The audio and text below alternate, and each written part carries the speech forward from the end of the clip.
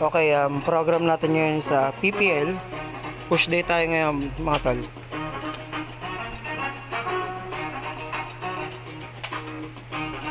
Okay, start natin sa chest workouts. Nakapokus tayo sa decline bench press workout. 15 to 30 degrees, targeting the lower chest para magkaroon ng linya sa lower chest.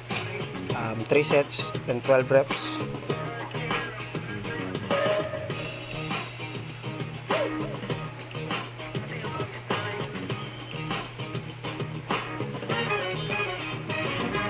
Next, shoulder exercise. Para sa part pala na yan, napansin ni brother na magkaiba yung hawak nating weights.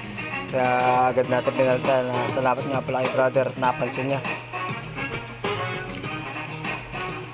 Para dyan, standing military press. Target natin dyan ay ang anterior deltoids, front shoulder. Next, dumbbell front raise. More on isolation naman. Sa mga shoulder exercise, 3 sets up to failure tayo. Last ay ang dumbbell lateral raise. Same isolation din. Para sa lateral deltoids, creating V-taper look. Pagtapos ng set, flex tayo para sa additional pump. Mas pinapalaki nito ang cell swelling na nagbibigay ng matinding pump. Additional exercise natin sa push day sa bicep exercise. Katulad ng bicep curl up to failure with 3 sets. Para dyan, body check pagkatapos ng mga pump.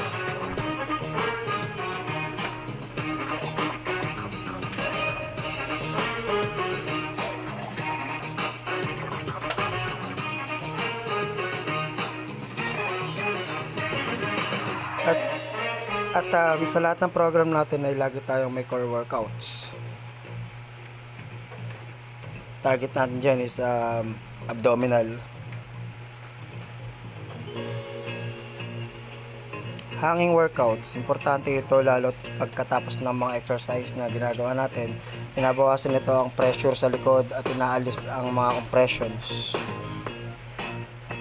So dyan, target natin is abdominal pa rin.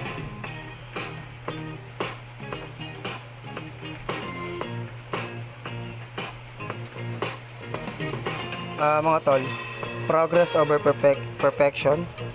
Hindi kailangan perfecto ang workout mo araw-araw. Ang mahalaga, hindi ka humihinto. So, stay fit lagi mga tol.